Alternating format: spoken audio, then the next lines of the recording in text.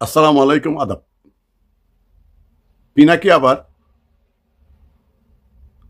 আবার বিষ ছড়াচ্ছে সমাজে, আবার অশান্তি সৃষ্টির বিষ বাষ্প ছড়াচ্ছে। সে উস্কে দিচ্ছে বিভিন্ন জনকে, বিভিন্নভাবে প্যারিসে বসে সে দেশের মানুষকে উস্কাচ্ছে গত কয়েক বছর যাবত। আবারও কয়েকদিন ধরে আরো বঙ্গবন্ধু ভবন আক্রমণের আগে সে মানুষকে উস্কে দিয়েছে।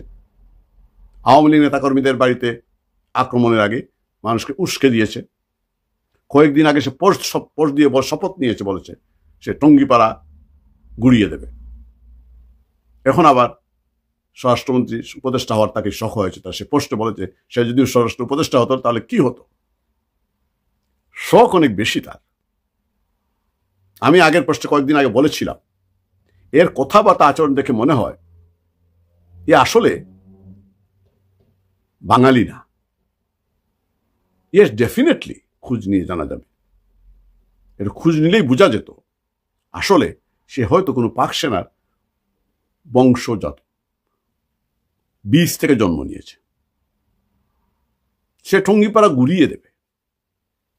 আমি চ্যালেঞ্জ করছি পিনাকিকে, তোর বাপের ক্ষমতা থাকলে, যদি সাধ্য হয়, তোর মায়ের দুধের কসম দিচ্ছি,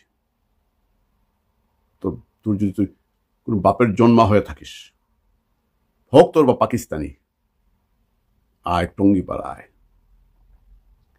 এটা ঢাকা না, টঙ্গিপাড়া। বঙ্গবন্ধুর স্মৃতিসৌধ গুড়িয়ে দিবি, সমাধিস্থল গুড়িয়ে দিবি। এক বঙ্গবন্ধু ভবন ভাঙার পর দেখছিস না দেশের কি অবস্থা, চারদিকে কিভাবে, গাজীপুরে কি পরিণত হয়েছিল মনে নেই? ডেভিল হান্ট করে আওয়ামী লীগকে বঙ্গবন্ধুর সৈনিকদের দমাতে পারবি না। এইগুলো আওয়ামী লীগ বহু আগে দেখেছে, অনেক বছর দেখেছে, অনেকবার দেখেছে। আওয়ামী লীগকে শেষ করা যায় না। তোর বাপেরও ক্ষমতা নেই। তুই আয়, তুই পাটা মানুষকে পারলে তুই আয়, চ্যালেঞ্জ দিচ্ছি। তোরে এইবার আস্ত ফিরে যেতে পারবি না। তোর বাকি যে কাজটা আছে, তুই তো আসলে তোরে হিজড়া বানিয়ে দেওয়া হবে। তোকে হিজড়া বানানো হবে। বলেছিলাম শফিকুল আলমকে যে ওর চামড়া ছিলে গাছের উল্টে লটকিয়ে চামড়া ছিলা হবে। তোকে বলছি, তোরও চামড়া তোলা হবে। শুধু চামড়া তোলা হবে না, তোর অন্ডকুশ থাকলে দেওয়া হবে। শুধু অন্ডকুশও থাকলে দেওয়া হবে না, তোর হিজড়া বানিয়ে ছাড়া হবে। তুই আয়, চ্যালেঞ্জ দিলাম পিনাকি। মানুষ হয়ে যা, মানুষ হবি না তুই। শুধরে ফেল নিজেকে। স্বরাষ্ট্র উপদেষ্টা শখ হয়েছে, প্যারিসে বসে বসে বাণী দিয়াস। বহু বাণী দেখেছি, তোরে আমরা ভালো করেই চিনি। তুই হচ্ছিস ইন্টারন্যাশনাল টেররিস্ট। তুই সমগ্র দেশে টেররিজম, সন্ত্রাসী কর্মকাণ্ডকে উৎসাহিত করিস।